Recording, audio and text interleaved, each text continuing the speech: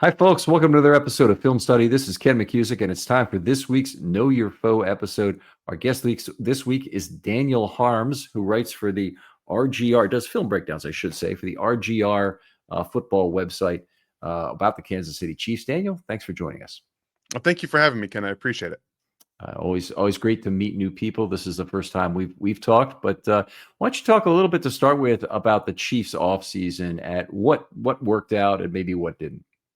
Yeah, so this offseason was a little bit of a coming to earth moment after they lose to the Philadelphia Eagles in the fashion that they did. They obviously don't have a left tackle. They take Joe Tooney, who was their left guard. They had him at left tackle last year for the end of the year into the Super Bowl. And then we see how he gets traded because they want to extend Trey Smith. They want to extend Trey Smith. So they pay him the $24 million contract near the end of training. The length that they had, that time limit that they have just to extend people after the franchise tag. They were able to get that deal done right before the franchise tag thing came up. And they went into this offseason with some question marks at tackle because they bring in Jalen Moore, who only had 5 starts to his career with the San Francisco 49ers. So there's a little up in the air. It wasn't a hugely guaranteed contract. It wasn't a big money signing either. It was more of a, well, we're going to kind of see how this works out, and then we can get to the draft a little bit later. But when you looked around, it was, all right, they're going to have Rashee Rice come back from the injury. There was still the uncertainty of the suspension, which we now know was given to him a 6-game suspension. They had Xavier Worthy, who talked about, how everything kind of started to slow down finally. He's starting to play a little bit faster on the offensive side. Then they had some contracts on the defensive side they wanted to get done as well.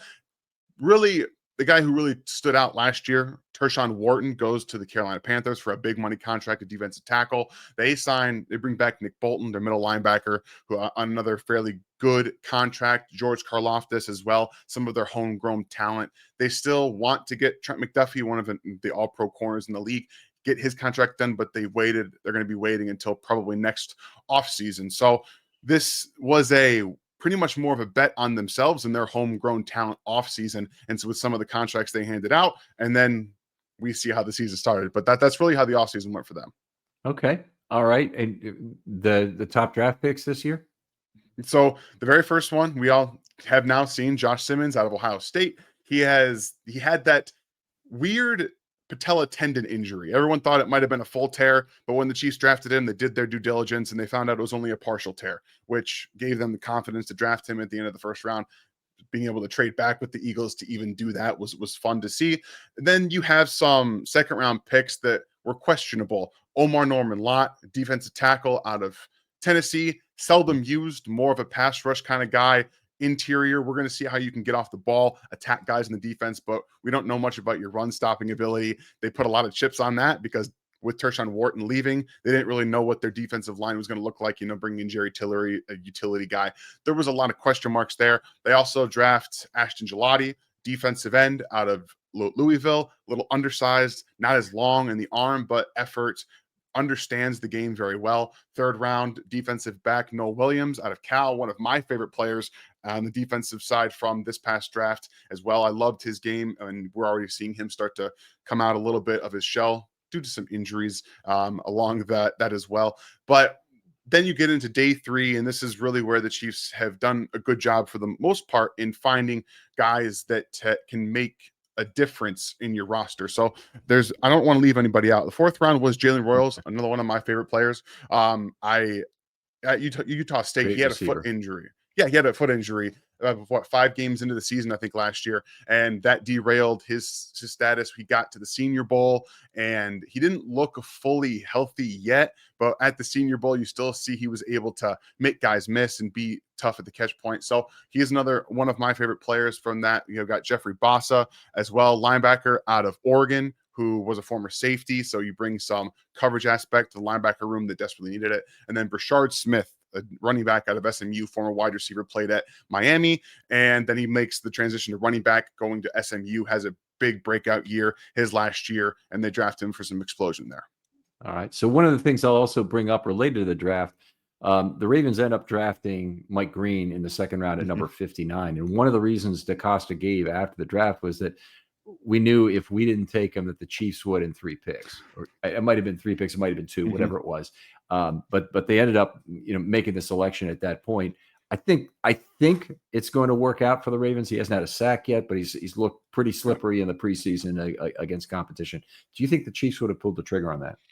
I think if he would have fallen to them there in the second round, absolutely. Specifically because if you look at, I think even though Ashton Gelati is more of a Steve Spagnuolo type at the defensive end position, where that effort, the run stopping, he knows how to use his length well, even though he doesn't have a lot of it. That Mhm. the motor, that all is there, but I think that they still needed somebody. They tried to do this with Felix Anudike-Uzomah, who got hurt in the preseason this year. They tried to make him more of a, we want you to stop the run, use your length, and be more of a physical guy. He was a little bit undersized in terms of weight coming out of Kansas State. He put on some weight. They wouldn't have had to do that with Mike Green. So I I don't know for absolute certain if they would have done it, because I haven't got any confirmation of that, but it would not have surprised me. But it does feel like Ashton Gelati was more of a, or maybe even Omar Norman Lott was more of a, just a backup pick in that situation. Okay. All right, very good. Well, let's move on. We talk about where Patrick Mahomes is now as a quarterback. You've seen obviously an evolution over the years, but what's different about him in 2025 than in past years? I think right now what he's doing is, every year from the year they traded Tyreek Hill, things have they've had to change, right? The ball has to come a little bit faster. He doesn't he doesn't want to wait for the play to develop as much, because the connection that Tyreek and Travis Kelce had on any individual play, it could be 3, 4, 5 seconds, and then you could find one of those players because he was so good at extending. It's a new wide receiver room. So every year it feels like he's had to figure out, all right, I need to read defense. Where is my first read, but where do I need to go with the football? All of that pre-snap identification. He's become, I think, the best pre-snap quarterback in the NFL, because everyone's like, well, he goes in and out. He throws the ball here. He gets away to his first receiver all the time. That's because he knows exactly where the ball's supposed to go based on the given defensive leverage, everything like that. So he's gotten to the point now where that's what he has to do. But you're also down Xavier Worthy. You're down Rashee Rice. The running game doesn't give you a whole lot, as we'll detail as well. So I think he's gotten to the point where if the ball doesn't come out fast, he's almost in panic mode. Last year, the offensive line did not protect him well enough. He was very jittery in the pocket, and he's carried some of that over to this year. It's also a new left side. You're dealing with Kingsley Suamataia, as you guys remember, in the first game of the Hmm. season last year, was the starting left tackle. That was new. Welcome to the NFL moment for him. Obviously, he gets benched a week later, and now he's at guard, and Josh Simmons is next to him. There is growth that's happening. There's evident growth, but there's going to be some working pains, some growing pains with that as well. And honestly, Trey Smith and Juwan Taylor, who are veterans, have not played up to their standards. And I'll say Trey Smith has not played up to his contract. You get $24 Yeah. million, you kind of reset the guard market. He's having some, at least right now, early season struggles. Maybe it's meshing more with Juwan Taylor. Personally, and in my opinion, I don't think those two players mesh well. We know that Juwan Taylor wants to get off the football very, very quickly and get to his spot before the defensive end can get there. That's what he does. That's why he has trouble with the penalties. He's getting off the ball. He's trying to get out there, and it Hmm. creates a giant void, a giant B gap next to Trey Smith, who wants to be more of an aggressive player. Yeah. I wanted to go back to Kingsley Yeah, Suamataia, go but I for it. want to let you finish this point first. With regard to those guys, was that the end of it, or was there No, more still to it? But I was just going to say that, giant B gap. Trey Smith does not adapt to as easily to having that there. All right. yeah. So let's go back to Kingsley Suamataia, who's one of my favorite players Mhm. coming into the 24 draft. And I always will crow over the picks that I was right about. So I'm definitely going to have to take the heat for this one. I was really wrong about Kingsley. Do you feel like the Chiefs really wanted Roger Rosengarten, and the Ravens just happened to be drafting at the right spot to get him ahead of Kansas City? I don't actually. I think that Kingsley was the guy for them, and I was high on him too. I had like a fringe first Yeah. round grade on him. Yeah. Like the traits were there. You watch him, like you can see everything. And I'm not going to put it all on Kingsley, because I also believe that development for a guy when he is as raw as he is needs time. And when you're coming off of 2 straight Super Bowl wins, you're going for a three-peat. There's a lot of added pressure on a rookie who was raw to begin with to start. And then they say, we're not going to allow you the time to develop in game, which you need more reps to be able to do. And they bench him, which stunts the growth from that type of player. So yes, Kingsley has still had some of his own growing pains as a guard, but some of the problems that he had last year have carried over to this year because he didn't physically learn how to deal with those situations in the game. So now he's having to do it in a whole different position. I personally think that the Chiefs stunted his growth a little bit there. And maybe in a 2 or 3 year stretch, if the Chiefs had time to figure out and they were a bad team, maybe then Kingsley would have been able to develop. But they're in a situation where that didn't happen. And they did get a little bit lucky here with Josh Simmons in Kansas City. Yeah, I would agree with that. He's a good pick. But anyway, good. Take us through the rest of the offensive line. I don't want to get too far behind on time, but we definitely want to go through each of the five.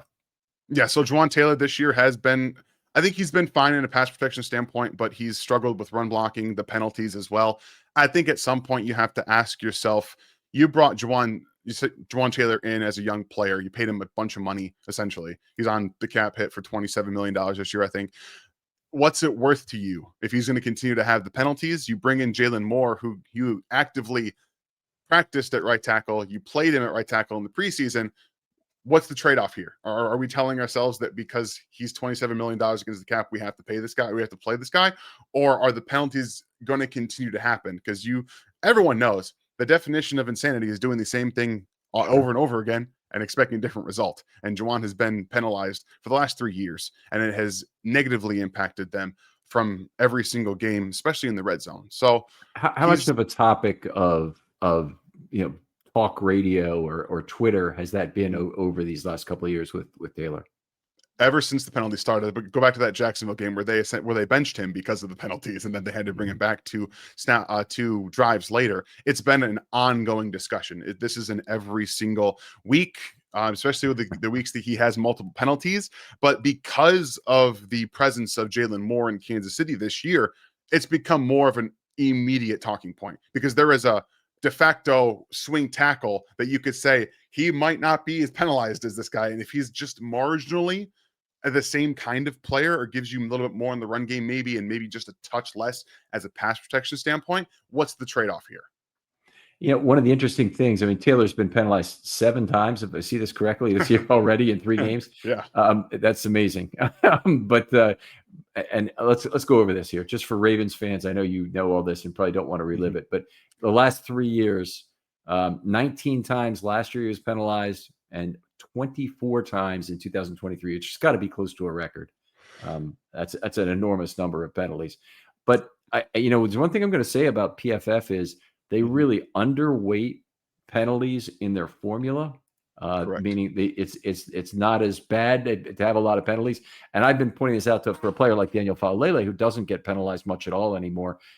He's really outperforming that, or a player like Linderbaum is really underperforming that because he has a lot of penalties. That's interesting that I guess it's not surprising it'd be a continual talk. Where do you see this? How do you see the end game playing out for this?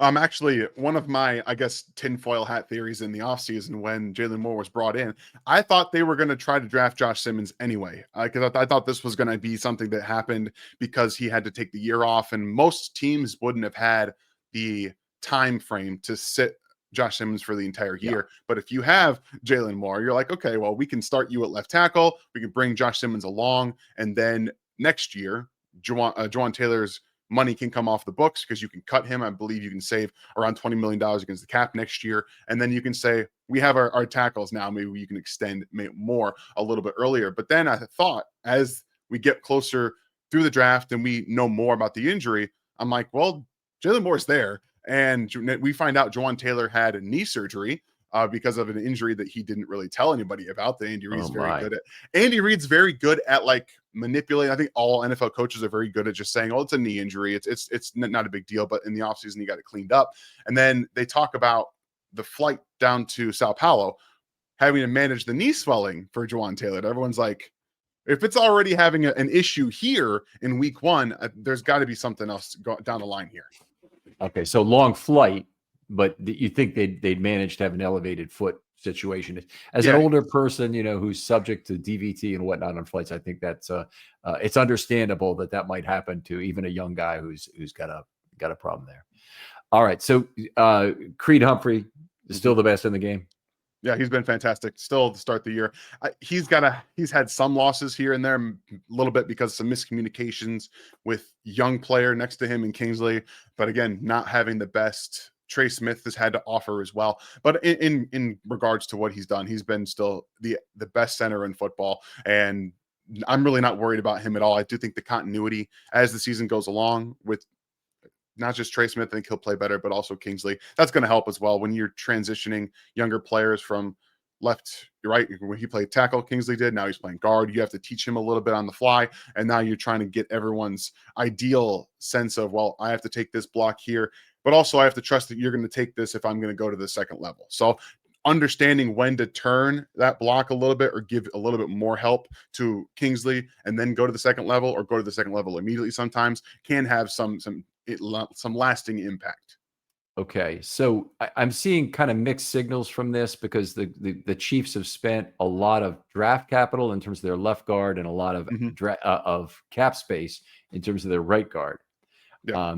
I mean, Kingsley, he's a second round contract, I guess. So he's making a couple $1 million a year, right? Do the Chiefs really subscribe to the notion that you have to provide your very mobile quarterback a great offensive line all the way across to get the most out of him? The Ravens have chosen exactly the opposite route, and they basically said we can try and play for less, go cheap at guard because we have an expensive quarterback, we have all kinds of other expensive defensive players that we need to pay, but guard is a place where it has not hurt us to have inexpensive players there. Yeah, I think when we look at how the Chiefs construct specifically their defensive back room, I know Trent McDuffie's going to get paid, but everywhere else it's relatively cheap. They paid Nick Bolton as well. Like they gave Drew Tranquil, linebacker, a smaller deal. They have found different ways to facilitate around.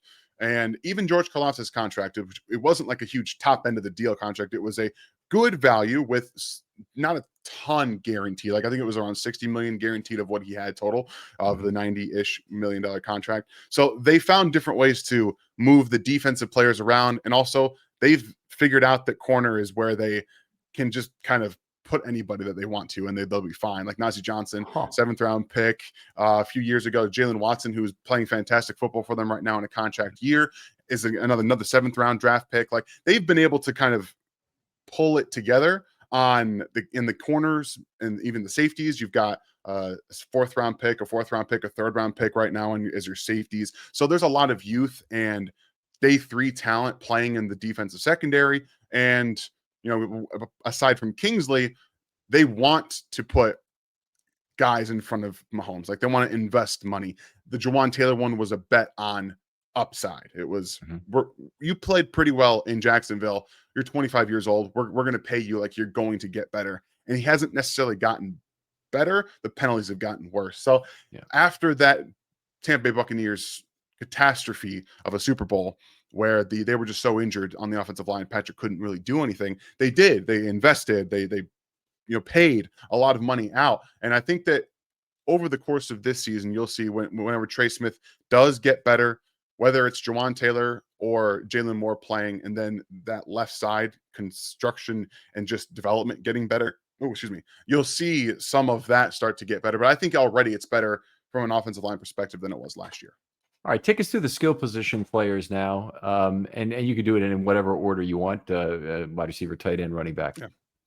Well, we're going to start with maybe one of the worst rooms in the NFL, in the Chiefs running back room, because it's not good. Isaiah Pacheco has been that juice man for an offense, like somebody you hand the football to, he just goes and he wants to run through somebody. But every year he's gotten hurt, and I think that not only for a guy who ran a 4.39 at the combine, but it was more build-up speed. He is not someone who gets to top speed very quickly. He needs a hole. He needs to get outside, or needs to be able to get downhill quickly to be able to do that. We have seen the burst that he did have dissipate and disappear completely. So on top of not having that and already having poor vision as a 7th round draft pick, which was the reason he got drafted in the 7th round, didn't have great vision. It was more of contact balance and effort that got him to where he did in Kansas City. When you don't have that little burst that you did have and you can't play with patience, we're seeing some of that issues right now where, the offensive line maybe not all the way there with some of the blocking connectivity. You see like one block here on an outside zone play doesn't get picked up properly. And if you're Isaiah Pacheco, who needs to get to this one spot, you can't stop and pivot back the other way or find a hole in the middle. You need those blocks all the way through. So unfortunately for him, he's having a worse year coming off of another injury than the Chiefs expected him to. Kareem Hunt, for everything he has visually, I think that there's still a lot of good football between the tackles for him. Juice is gone as well. He doesn't have the explosiveness. Top end speed is gone. So he's really more of your, we're going to try to get 5 to 6 yards. If we get 7, that's awesome. But if you get 3, that's probably where we're going to see. And then it's Brashard Smith, who's a 7th round pick that they have not put a lot on yet. More of a utility player, again, former wide receiver. So they're using him on motions, jet sweeps, orbit motions, screens, things like that. They haven't really handed him the ball off a ton this season. So the running back room is not good. It's not helping Patrick Mahomes at all, really, in the sense that you want him to not have to run. You want him to not have to do more, but we have not invested in the running back position to see that come to fruition.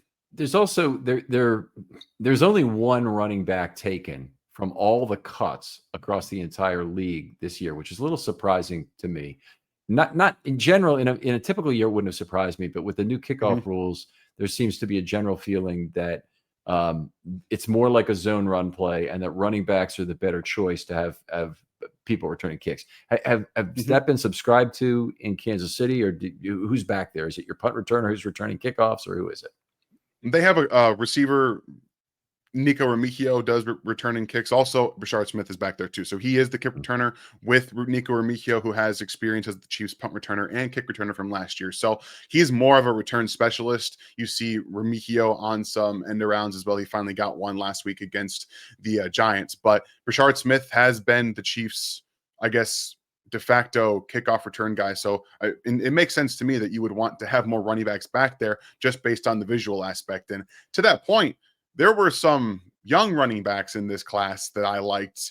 Damian Martinez comes to mind, who's been on a practice squad, who was released from the Seattle practice squad, that I was like, well, why is Clyde Edwards-Helaire in you guys' practice squad, but you don't want to bring in somebody who was even better? I don't know. That's some of the things that are coming to my mind. Okay. All right. There's only one guy, and it was Raheem somebody. I think Raheem Sanders, maybe of the Browns was the only guy who was taken. And I thought that the Ravens would cut a running back. They're carrying 4 running backs right now. It doesn't look like Keaton Mitchell is going to play again, which is Ravens fans are up in arms about it. I would be too. Yeah, well, 2 years ago, he had that great year, and last year he was hurt, and finally came back as a long struggle back. And now, Rasheen Ali, who returned to kickoff, 45 or 50 yards this last week.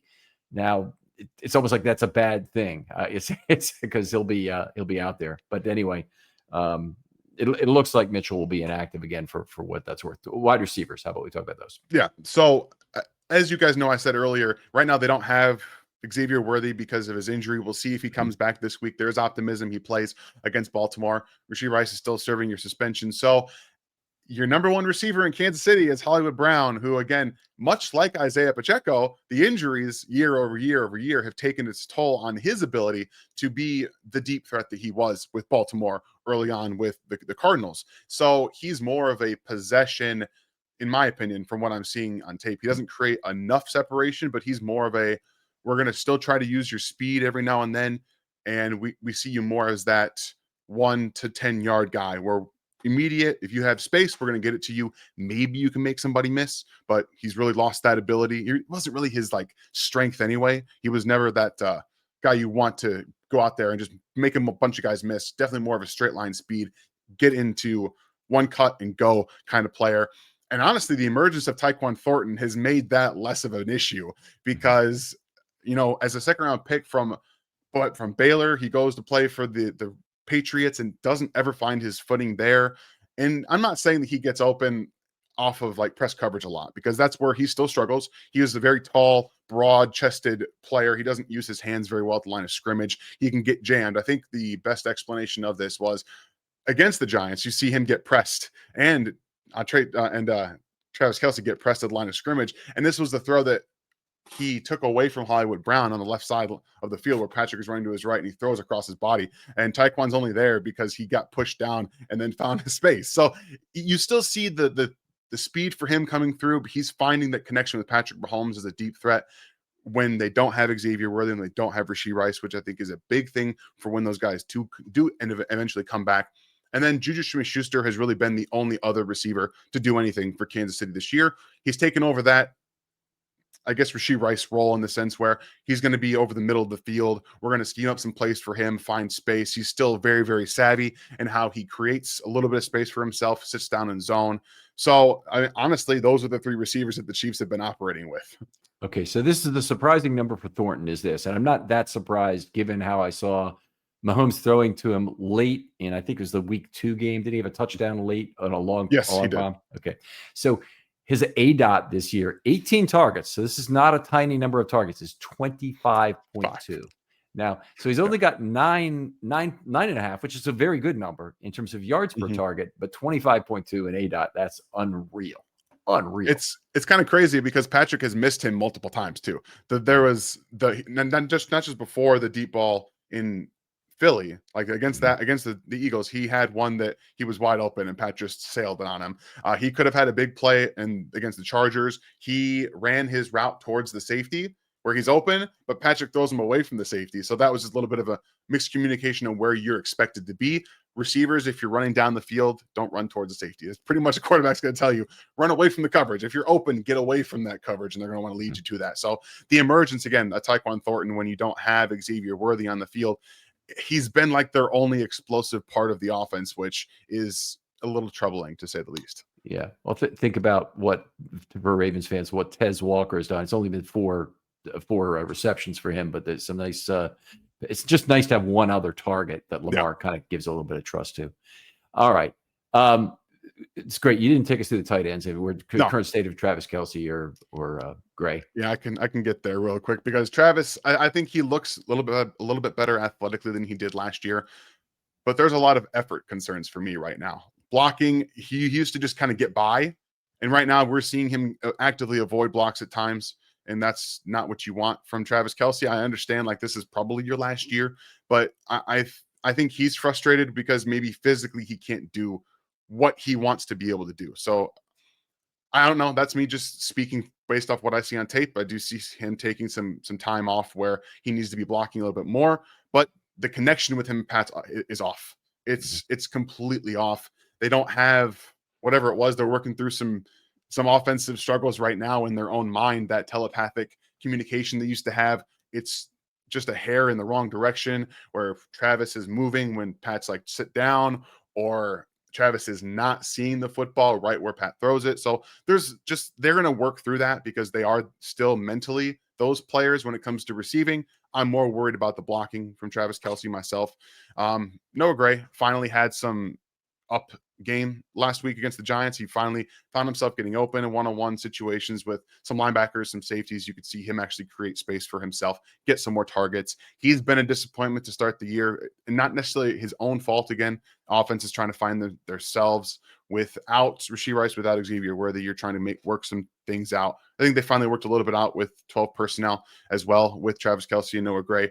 I'm a little more surprised that Robert Tonyan has not gotten involved at all. A guy that they wanted to showcase in the preseason, and honestly, I think still gives you a lot from a receiving upside perspective in a 13 personnel set. They just haven't really involved him a lot. So that's something that I'm very interested to see as it goes forward. But those are your tight ends for Kansas City. And it's honestly, outside of Travis, there's not a ton of actual upside from a receiving aspect. You have good players that are fine as the 2 and 3s, but no one that you can really see being a little bit better going forward. Yeah, Noah Gray, 2.3 yards per target this year. It's on 9 targets, so 21 yards. Not a lot, but still not where you want to be. All right. Let's move over to the defensive side. Well, I'll ask one question about scheme before we get there. Is the Ravens have a weakness in inside linebacker in terms of coverage that is at least perceived. I think in the last couple of weeks they've been out physicaled by a couple of lines, or but the Browns, and then again against the Lions, they got very out physical by both those lines on both sides of the ball. But the question this week I would ask is, do you see Mahomes has typically picked apart the Ravens linebackers? Mm-hmm. It's really what it's been the case. And to the point where they really can't even try anything against him in terms of a schematic blitz. Is this still his game? Is it something he's still perfectly adept at in terms of reading hot very quickly, knowing where he's going with the football as soon as he sees a blitz coming. Yeah, I think that's what you're probably going to see as well. Like, it's one of the things that sticks in my mind is that what they were doing to Baltimore last year in the week one with just those little glance routes where you just see motion out, you see the second level moving, you see just that little bit of space, and it's just turn your head, look for the football. And I still think even though they don't have Rashee Rice for that, Hollywood Brown can run those. He ran those a little bit in more of the RPO looks against the Bills last year in the postseason. Juju Smith-Schuster can still do that. You have to be a little careful, I think, with Travis running those because he has more attention. So you might actually see him in motion to bring more defensive gravity to Travis to find more space over the middle of the field. The problem here is that the Browns want to run the football. The Lions want to run the football. The Chiefs don't want to run the football. So out physicaling a second, honestly, and the Giants were a good example. A bad linebacker crew, and they didn't want to run the football. I think they were a little more efficient last week, and they finally got under center a little bit more, which is something I've been asking for a very long time. Under center and then running play action off of it is something that the Chiefs have since Alex Smith gone away from because it's not Patrick's identity, right? He's not the guy, but he's been much better at it. So I think that if the Chiefs were able to still do the same stuff with motioning here, you're still going to probably see Brashard Smith option move left to right there. They want to just kind of change that look of the defense right before the snap. And that plays into what Patrick has done so well, I think, this year, again, is finding that where the ball needs to go immediately. All right, outstanding. Let's move over to the defensive side of the ball. I always like to start with what do the Chiefs like to show in terms of a package on obvious passing downs. They play dime, or they committed nickel. What do they look like? They're predominantly a nickel defense, but Steve Spagnuolo loves when he can get 6 DBs on a field. Like he wants to. So if it's 3rd and 11, 3rd and 15, you're probably going to see dime because he wants to be able to rotate things, change the picture last second. That's why we're finally starting to see a little bit of Chamari Connor, who was the big nickel for the Chiefs, play more true 2 deep safety, where they want to rotate him down into the box, Bryant Cook down into the box. Christian Roland Wallace, actually, UDFA from USC 2 years ago, played a little bit of nickel for the Chiefs last year. He's playing more safety. He was the guy that got the pick on the deep over route to Wan'Dale Robinson last week against the Giants. He played a little bit of safety there. You see, he did really well tracking that. So I think he's earned some more reps. And then the emergence of Noah Williams, their 3rd round pick this past year, Jalen Watson playing very well as Trent McDuffie. I think ideally in some of those obvious passing situations, that's what Steve Spagnuolo wants to roll out there. So he can change the picture. He can give you this. Also, he loves to blitz. As everyone knows, the DB's off the edge there. If you go tight, he was going to bring a nickel. He might bring both. He might bring the linebacker too. So there's a lot of different ways that he can change that picture pre-snap and post-snap that lets him get into the mind of the quarterback a little bit and kind of mess with him. Okay. All right. The Lions, by the way, I'll say this, did not have success rushing 5+ versus Jackson this week. It was about the only place they failed. They he held them to 4 yards a pass when they were rushing 4, but with 5+, he was quite effective at beating that. I'm always kind of with a certain amount of temerity. We go into these games against Spagnuolo because he's had such success against the Ravens in past years. It's definitely one of the things we're concerned about. All right, let's talk about the defensive line and in particular, they're a 4-man line. Obviously, sorry, let me leave that open to you. They on passing downs, I'm asking, and what do they look like in terms of snap management and rotation of that group? So they do want to keep fresh rotations on the defensive line. That's why they typically have 4 or 5 defensive ends. Obviously, with the injury to Felix Ndiki-Uzama, they've had to change their philosophy just a little bit. Leo Chanel, who is a linebacker picked out of Wisconsin in the 3rd round a few years ago, has been like the utility man. We saw him play spy against Lamar Jackson last year. Like, he did that a little bit. He's very, very unique in his skill set. He's bumping down and playing some defensive end for them, as well as more of a stand-up rusher. So he, from time to time, they'll be in nickel, but it's 3 defensive linemen and 3 linebackers with Leo Chanel attached as that defensive end. So it gives you a little bit of a different look. And Spags will change that as well. He'll bring Drew Tranquil around, so where it looks like a a 3-4 defensive front. So you have 3 defensive linemen and 2 linebackers, but then just 1 middle linebacker. So it's like a 1-5 look. He's being more unique with it, which I really appreciate.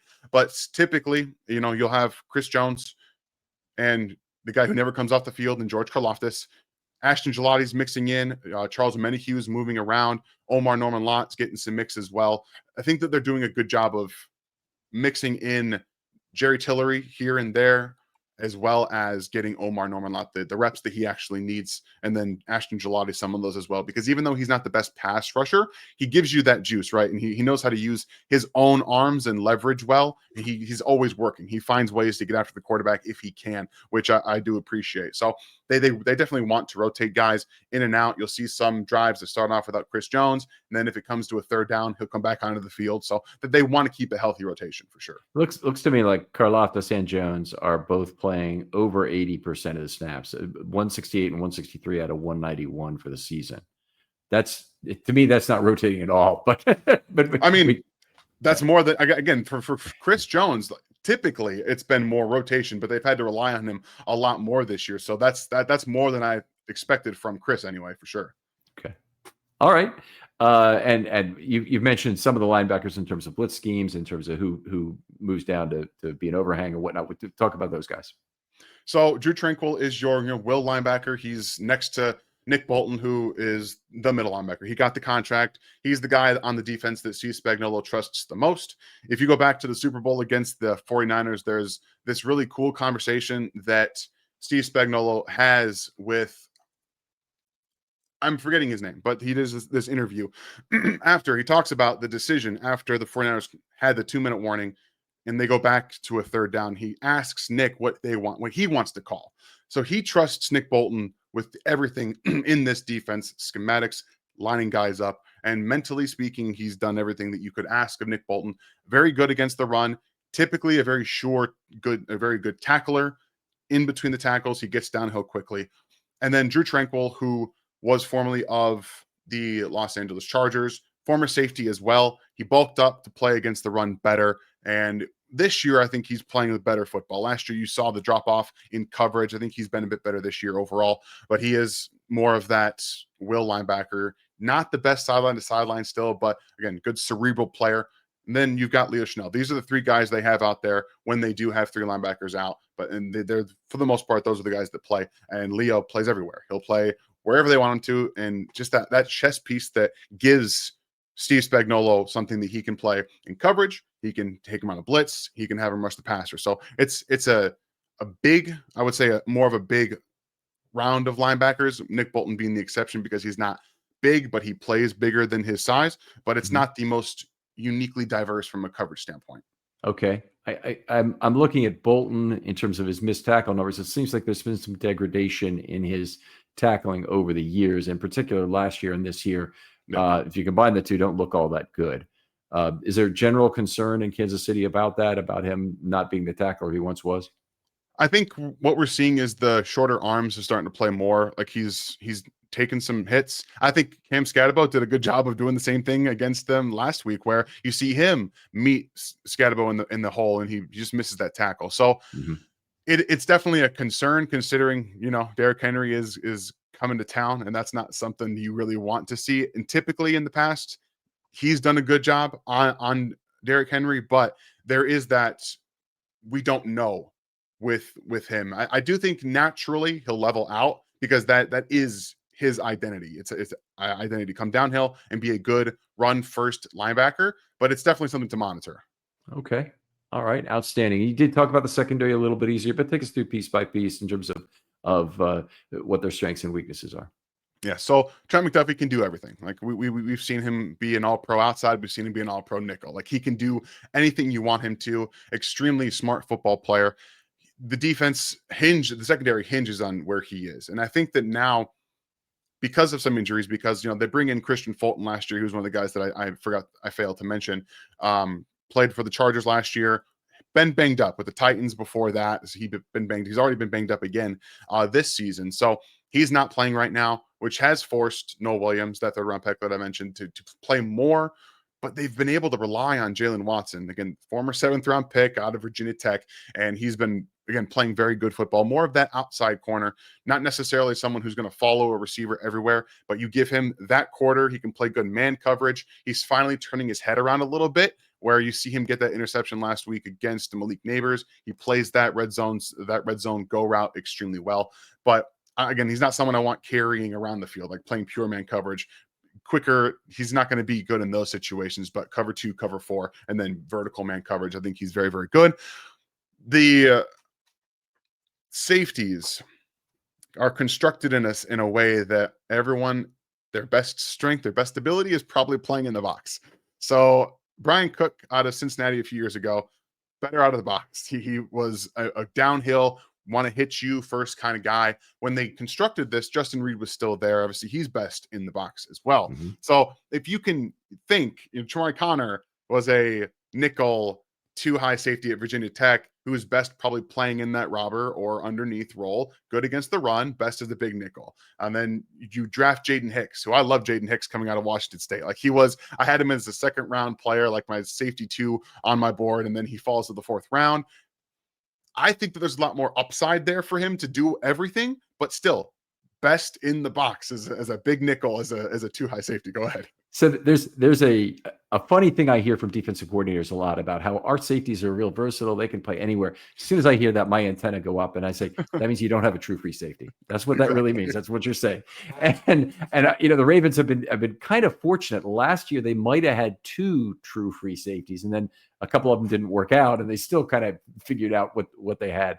But teams, you really need that free safety skill set is hard to come by. It's very hard to come by. It's extremely difficult because it's not just the speed. Everyone says, oh, you have speed, you can play free. It's instincts. Yeah. You have to know where the ball's going. You have to be able to break before the quarterback is throwing that football. You have to read those route concepts and see what DB is losing leverage. Where is that ball going? Like, I need to be able to get there now. So you have these guys that are great coming downhill, and now you're saying, hey, I need you to turn around and go the other way. That's not how Brian Cook, who has been predominantly the free safety in Kansas City over the past few seasons. But Spags has finally kind of stopped playing more cover 3. I think the last couple of seasons he's dipped into cover 3 a little bit more. But coming off this game against the Giants, he played the most 2 high safety sets he's ever played as a defensive coordinator in Kansas City, which probably is more of a Russell Wilson stat than it is a Steve Spagnuolo stat.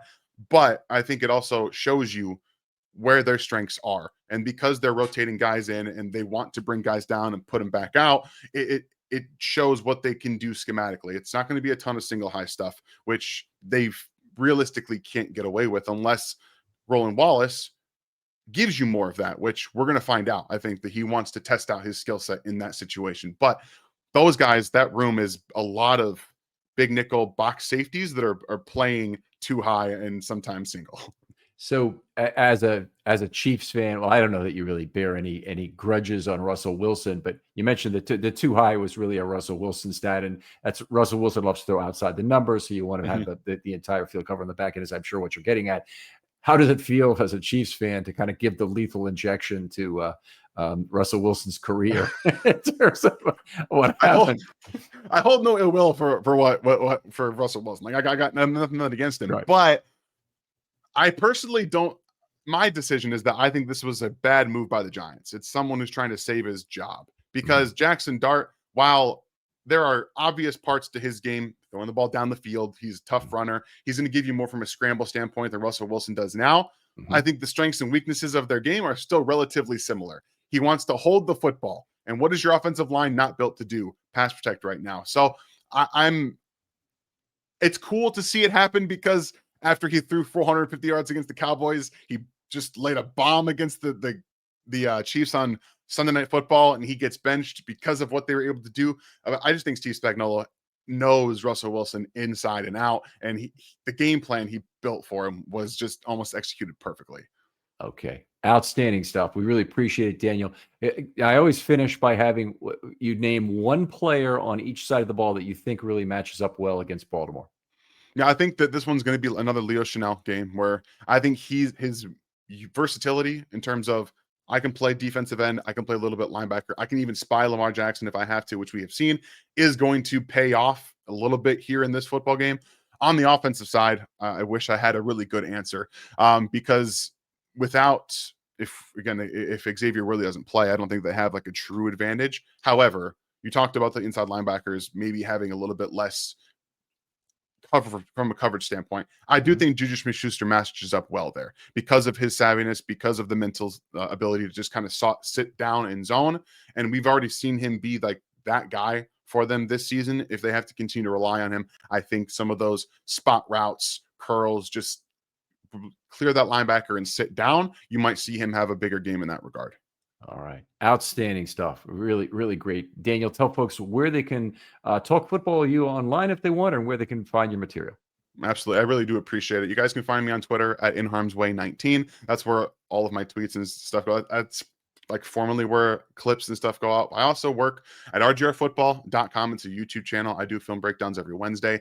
And this year, I also work at Bleacher Report on their scouting department. I will be breaking down corners, safeties, and tight ends for the upcoming draft class. Very cool. Okay, we might be contacting you again to do one of the positional draft shows if you can make time for Sure. that, Daniel. Would love to have you. Absolutely. All right. Other folks out there, thanks for listening as always. Try and find that one additional person who is not yet aware of the Film Study podcast and have them listen to it. Even if you have to play it directly from their phone from the website, I will greatly appreciate that. Like and subscribe if you're on YouTube. And thanks again for listening. Daniel, thanks for coming on. Thank you very much for having me. I appreciate it. And we'll talk to you next time on Film Study.